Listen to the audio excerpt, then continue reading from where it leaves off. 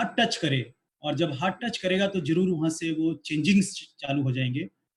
So yes sir, thank you so much. जी, yes.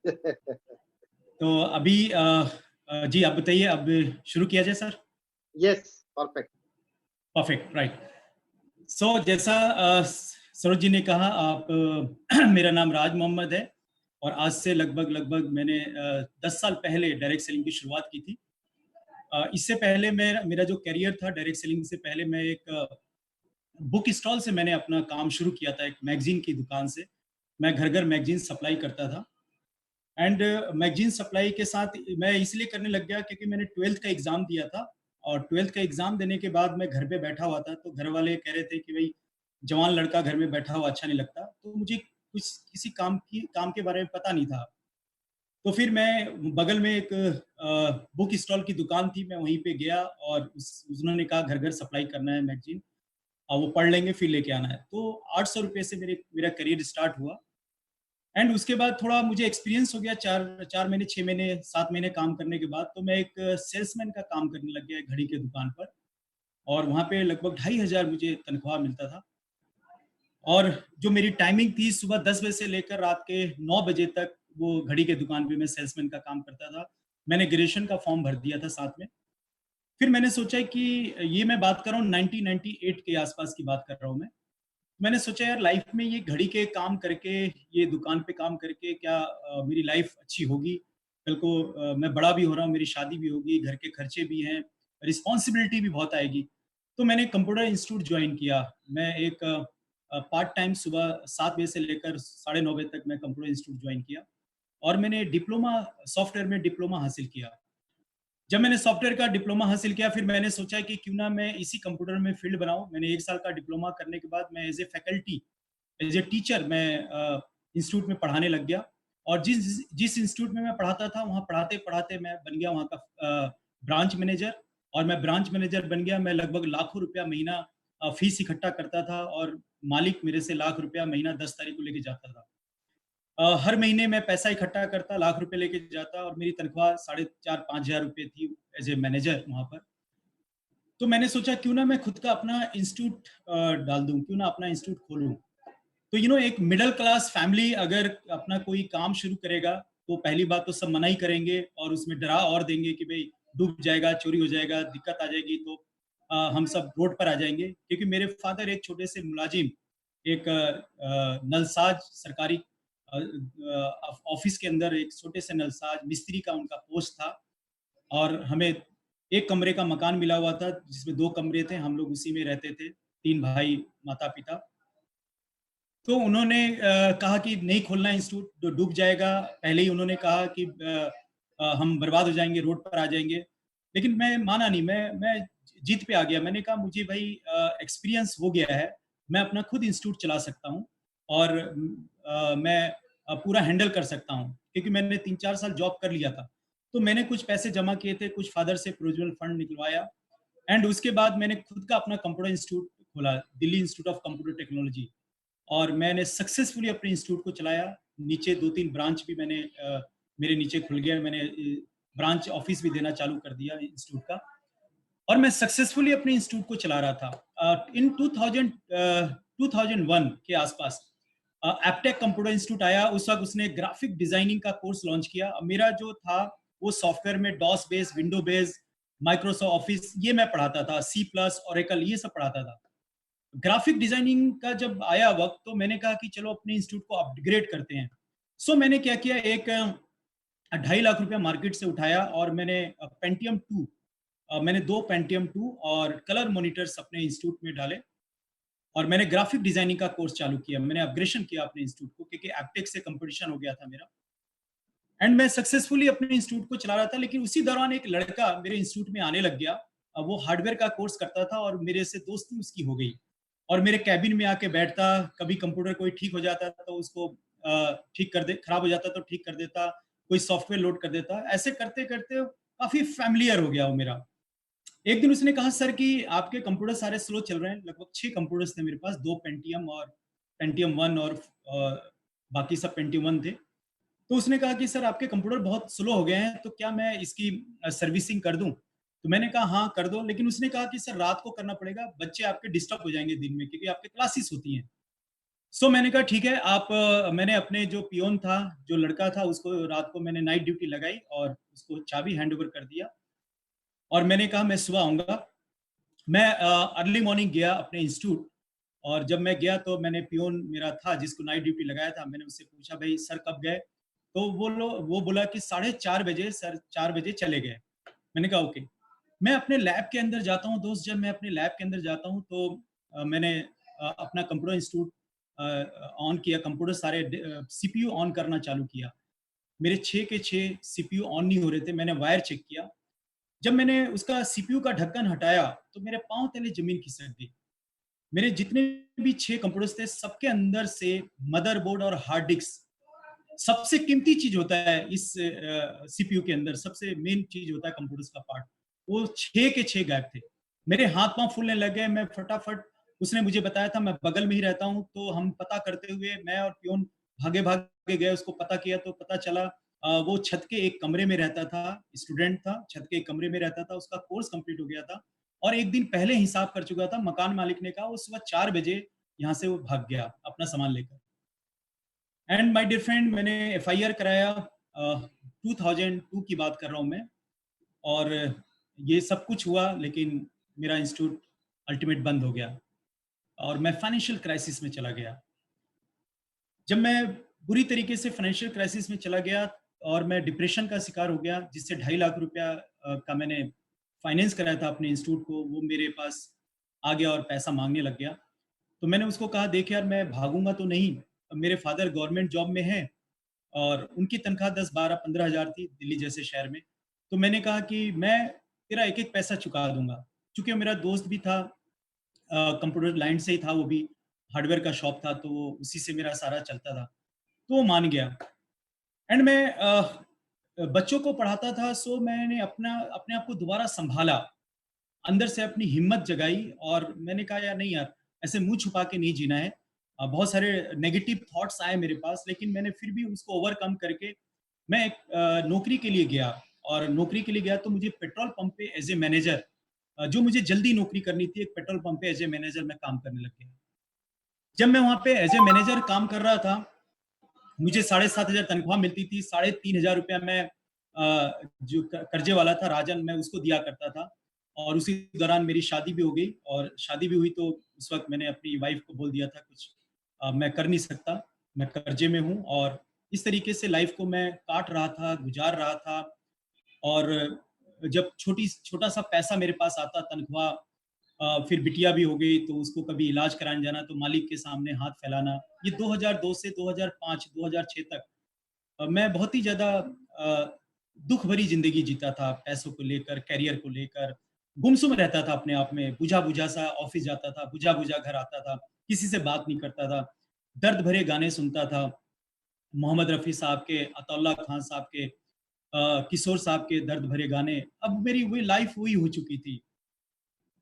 बहुत ही एक लो एनर्जी, एक बहुत ही बहुत ही डल पर्सनैलिटी, गुमनाम सी लाइफ और एक समझौता कर लिया था, फटीचर हालत, जूते फटे हुए रहते थे। मतलब इस तरीके से गरीबी वाली लाइफ जो थी, एक गुमनुमा, गुमशुदा जो लाइफ था वो मैं जी रहा था।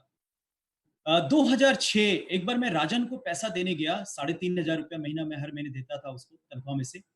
तो 2006 के अंदर मैं राजन को जब पैसा देने गया तो राजन उस दिन घर पे ही था और राजन ने कहा यार तेरी हालत तो देख रहा हूँ, दाढ़ी हल्की-हल्की बढ़ी हुई थी, जूते फटे हुए थे, गरीबी की हालत थी, बहुत ही एकदम टूटा-फूटा सा आदमी।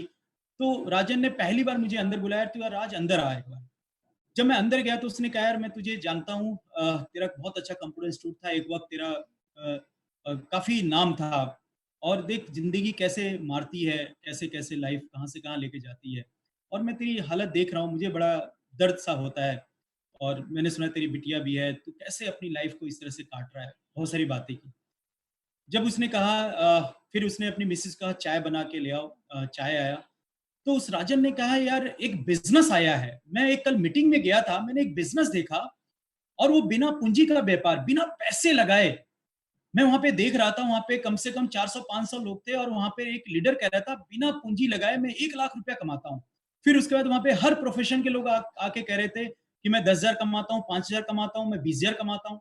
तो मैं वहाँ पे देख रहा था हर प्रोफ़ेशन के लोग जो बोल रहे थे, मैं डॉक्टर हूँ, मैं प्रोफ़ेसर हूँ, मैं मार्केटिंग का काम करता हूँ, मैं मैनेजर हूँ, मैं सुपरवाइज़र हूँ, मैं नौकरी करता हूँ, मैं टीचर हूँ, मैं हाउसवाइफ हूँ, मैं स्टूडेंट हूँ, हर तरह के प्रोफ़ेशन के लोग जब ये बोल रहे थे, तो राज मुझे तेरा चेहरा वहाँ नज़र आ रहा था। मैंने कहा जब ये सब लोग कर सकते हैं, तो राज तू भी कर सकता है। मैं वो मीटिंग देख के आया हूँ और मुझे लग रहा है यार वो बिज़नेस तू कर सकता है और तेरी लाइफ़ अच्छी हो जाएगी, तू तेरे कर्ज़े भी चुक जाएँगे और तू अच्छी ज़िंदगी जी सकता है। तो मैंने कहा नहीं यार मैं ये बिज़नेस-विज़नेस नहीं करूँगा। बोले यार बिना पूँजी का व्यापार है, इसमें डूबने का कुछ नहीं है, खोने का कुछ नहीं है। इसमें change your shop, change your life. इसमें लोगों का एक नेटवर्क बनाना है, बंडल ऑफ कस्टमर, ग्राहकों का समूह बनेगा, टर्नओवर होगा, उसमें से पैसा आएगा, हींग लगे ना फिटकरी, रंग भी चोखा, कोई लेन-देन नहीं रहेगा इसमें।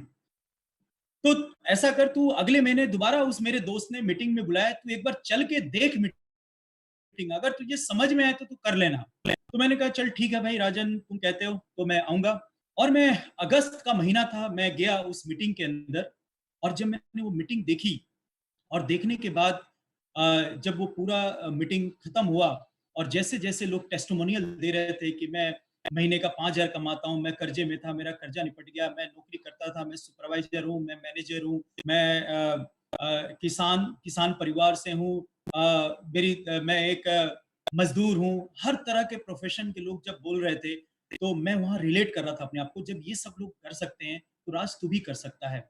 और जब वो मीटिंग खत्म हुई तो 2006 में मैंने डिसीजन लिया कि मैं डायरेक्ट सेलिंग को करूँगा। और मैंने 2006 में अगस्त का महीना था, मैंने पुरानी कंपनी थी जिसमें मैंने जॉइन कर लिया और मैंने उसमें पार्ट टाइम काम करना चालू किया। मैं काम करना चालू किया 2-3 महीने तो मुझे लगा कि नहीं होगा कुछ, फिर लगा के छोड़ दिया जाए, ऐसा कुछ नहीं होता क्योंकि बहुत सारे लोगों को बताया कोई जुड़ा नहीं, फिर किसी ने मज़ाक उड़ाया सबका। तो 2-3 महीने मुझे लगा कि यार इस बिज़नेस को छोड़ देना चाहिए, ऐसे ही सपने दिखाए जाते हैं, ये होगा नहीं। लेकिन मैं फिर भी किसी तरीके से मैं मोटिवेट हुआ, मैं लगा रहा और लगा रहा तो कभी महीने का मेरा 500 का चेक आया, कभी ₹1000 का चेक आया, ऐसे करते-करते 2008 तक 2 साल के बाद मेरी इनकम ₹10,000 महीना डायरेक्ट सेलिंग में हो गया। जब मेरी 10,000 इनकम हो गई तो 7,500 मेरे को तनख्वाह मिलता था पेट्रोल पंप पे, मैंने उस जॉब को रिज़ाइन कर दिया। एंड जब रिज़ाइन कर दिया उसके बाद मैं फुल टाइम इस इंडस्ट्री में कूद गया। पूरे तरीके से मैं इसको अडॉप्ट कर लिया मैंने और एज़ ए करियर मैंने अडॉप्ट किया। और मैं 2008 से लेकर 2011 तक मैंने बहुत ही मैसिव लेवल से काम किया। मैंने पूरे इंडिया को कवर किया, पूरे ज़बरदस्त तरीके से इसके अंदर मैंने काम किया। मेरी एक-एक दिन में 3-3 4-4 मीटिंगें होती थी। मैं जब फ़ोन करता था तो 40-40 50 फ़ोन हो जाते थे। मुँह से कई बार सफ़ेद-सफ़ेद भी निकलने लगता था, इतना मैं फ़ोन करता था। ना खाने का पता, ना सोने का पता, रात-दिन मतलब पूरी तरीके से एक पागलों की तरह मैंने इसको बिल्ड किया और 2011 तक मेरी इनकम उस पुरानी कंपनी में 1,45,000 को मैंने क्रॉस कर दिया। एंड जैसे मैंने ये क्रॉस कर दिया, मैंने उस वक़्त गाड़ी ले ली और मेरी लाइफ़ अच्छी हो गई। शेव्रले की पहली गाड़ी ली, बच्चों को अच्छे स्कूल में डाल दिया, बहुत ही ज़बरदस्त लाइफ़ हो गई पूरे परिवार के अंदर, पूरे सोसाइटी में मेरा नाम होने लग गया। जिन लोगों ने मेरा मज़ाक उड़ाया था, उन लोगों ने कहा कि तुम कर सकते थे, हमें यकीन था। घर वालों ने जो मना किया था, मेरा ऑब्जेक्शन करते थे। कई बार वो घर में भी नहीं घुसने देते थे। लेकिन जब ये सब अचीवमेंट हुआ, तो उन्होंने कहा नहीं हमें तुम्हारे ऊपर नाज़ है। एंड ये पूरे तरीके से मैं जब इसमें रम गया, पूरे तरीके से मैं इसके अंदर फुल फ्लेज हो गया, एक करियर बन गया था मेरा। लेकिन अचानक 2011 अक्टूबर-नवंबर का महीना था। हम बिज़नेस क्लोज़ करके सोए हुए थे और सुबह एक न्यूज़ आया कि उस कंपनी को ताला लगा दिया गया। उस कंपनी को बंद कर दिया गया क्योंकि चिट फंड एक्ट में 2011 के अंदर चिट फंड एक्ट में उस कंपनी को ले लिया गया। हमने कहा कि नहीं भई ये तो प्रोडक्ट बेस है, हमने लोगों का शॉप चेंज करवाया है, प्रोडक्ट का बिज़नेस है, इसमें कोई लेन-देन नहीं है, पैसे का क्योंकि कानून नहीं था हमारे देश के अंदर, तो चिट फंड एक्ट से इसको बाहर कर दिया जाएगा। हमने सोचा ये कंपनी खुल जाएगी, लेकिन वो कंपनी 1 महीने भी नहीं खुली। न्यूज़ में आने लग गया, वो कंपनी 2 महीने भी नहीं खुली, कंपनी 3 महीने भी नहीं खुली, कभी पता लग रहा राजस्थान में, गुजरात में, महाराष्ट्र में उसके सील किए जा रहे हैं उसके पूरे गोडाउन को। और बहुत सारे वो लपेटे में आ गया, वो इतने सारे, क्योंकि पूरे इंडिया में उसकी जड़ें फैली हुई थी। वो कंपनी 4 महीने भी नहीं खुली, इधर से हमारा पैसा जो था, वो धीरे-धीरे बैंक बैलेंस ज़ीरो होने लग गया। मैंने जो कार लिया था, उसकी जो ईएमआई थी, वो बाउंस होने लग गया। मेरी बिटिया बड़े स्कूल में पढ़ती थी, वहाँ से उसके फीस के नोटिस आ गए, मैं दे नहीं पा रहा था और दोबारा ऐसी हालत हो गई, 5 महीने कंपनी नहीं खुली, कंडीशन बहुत बुरी हो गई। फिर सबके मुँह खुल गए दोबारा कि देखा, हमने कहा था ना, ये चोर कंपनी होती है, इसमें ज़िंदगी बर्बाद हो जाता है, इस तरह से काम नहीं करना चाहिए। अब तो तुम्हारे 3-3 बच्चे हैं, क्या वो रोड पर आएँगे? इधर ससुराल वाले, अब तो पहले तो मैं, जब मेरा कंप्यूटर इंस्टीट्यूट डूबा था, तो मेरे सिर्फ मेरे मदर, फादर, मेरे चाचा, कज़न लोगों ने मुझे बोला था, लेकिन अब तो ससुराल भी बोल रहा था, मेरे साले भी बोल रहे थे, हर तरीके के लोग मेरे ऊपर कस रहे थे ताने कि नहीं करना चाहिए था, हमें पता था कि ये सब खराब हो जाता है। माय डियर फ्रेंड, हम लोग दिल्ली के जंतर मंतर पे धरना देने लग गए कि गाइडलाइन बनाया जाए और ये एक बेरोजगारी के लिए बहुत ही बड़ा रोजगार में साबित हो सकता है बेरोजगारों के लिए, और ये इसका बहुत बड़ा फ्यूचर है इंडिया के अंदर। हम गाइडलाइन बनाने लग गए, वहाँ पे धरना देने लग गए, हम सारे मंत्रियों से मिलने लग गए कि भारत सरकार इसके ऊपर कोई गाइडलाइन लाए। माय डियर फ्रेंड, जनवरी, फरवरी हम धरना पे बैठे हुए थे। घर से सुबह 6 बजे मैं निकल जाता था और जाके मैं धरने पे दिन भर बैठता था। मैंने भूख हड़ताल भी किया, अनशन पे भी बैठे हम लोग वहाँ पर कि गाइडलाइन आ जाए। एक दिन की बात है, मेरा जो बीच का बेटा है वो बहुत रो रहा था और वो रो रहा था एक टॉफ़ी के लिए। रात का ही वक़्त था, इसी वक़्त था, ये 8:30-9 बजे का ही वक़्त था। बहुत ही रो रहा था वो। सारे घरवाले उसको चुप करा रहे थे। सभी लोग उसको मना रहे थे कि वो मान ही नहीं रहा था, क्योंकि छोटा था, 4-5 साल का बच्चा था, उसने ज़िद पकड़ लिया था। क्योंकि उसको 4-5-6 महीने हो गए थे टॉफ़ी खाए हुए। जब मैं अच्छा पैसा कमाता था तो उनको मैकडॉनल्ड लेके जाना, उनको बढ़िया तरीके से चॉकलेट लेके आना, सब चीज़ उनके लिए खिलौने, कोई बंदिश नहीं थी। लेकिन उस दिन उसको हुड़क आ गई, तो मेरी जो बड़ी बिटिया है वो कह रही थी कि जो मेरा छोटा बेटा है उसको कि नुमान तू चुप हो जा, जब पापा का ऑफ़िस खुलेगा, तो पापा तुझे ढेर सारा टॉफ़ी दिला देंगे। जब उस बिटिया ने ये बात कही, तो मैं वहीं था बगल में और ये बात मेरे पता नहीं दिल को लगी और मेरे आँख से आँसू उस वक़्त झरने लग गया। और मैं अंदर ही अंदर कह रहा था, यार ये क्या ज़िंदगी है यार, ये कैसे तड़प है। मैं एक बच्चे का एक एक स उसका उसका ये ख्वाहिश नहीं पूरा कर सकता। ये मैंने क्या किया? अपने आप को ऐसे अंदर ही अंदर अ, तकलीफ़ होके मेरे आँखों से आँसू निकल रहे थे, झर-झर, झर-झर, झर।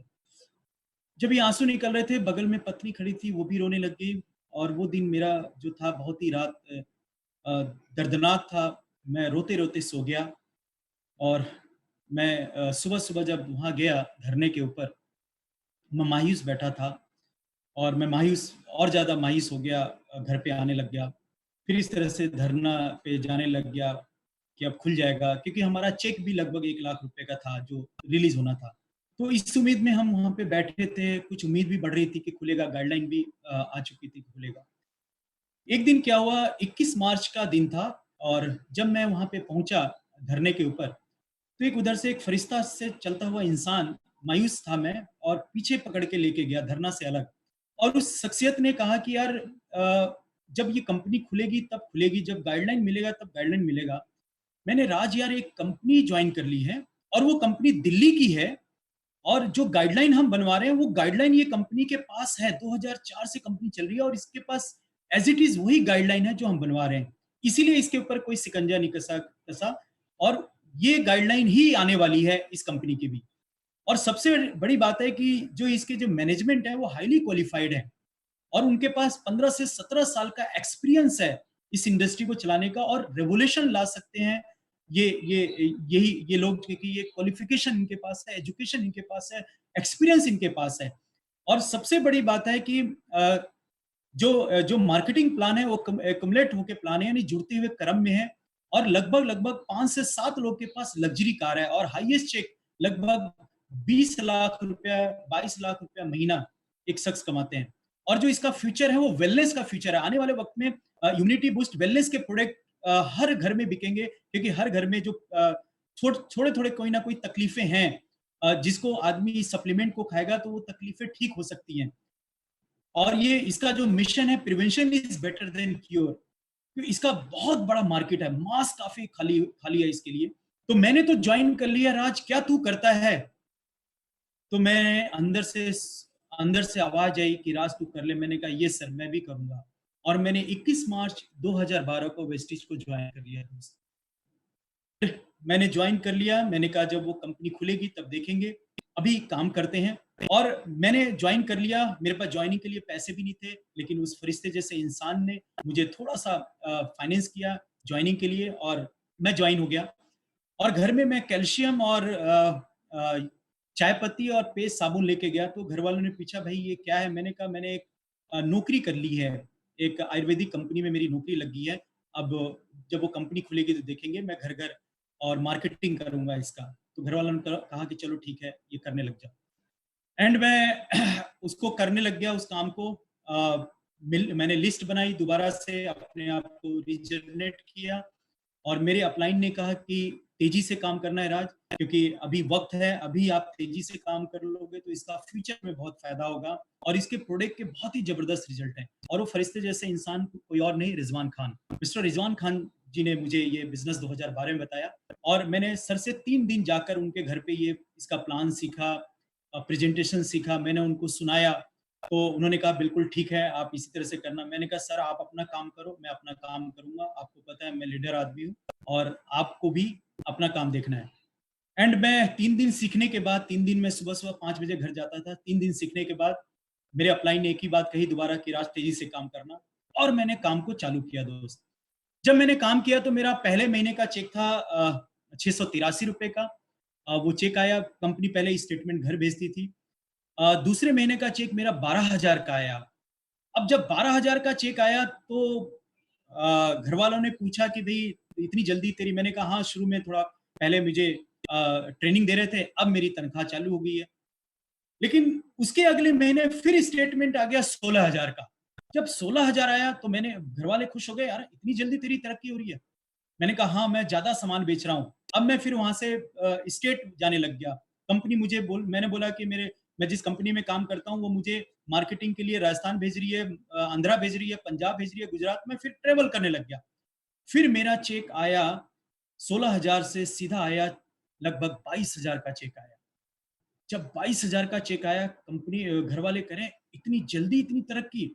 मैंने कहा हाँ, बहुत जबरदस्त सामान बिक रहा है। फिर मेरा लगभग 36,000 का चेक आया उसके अगले महीने।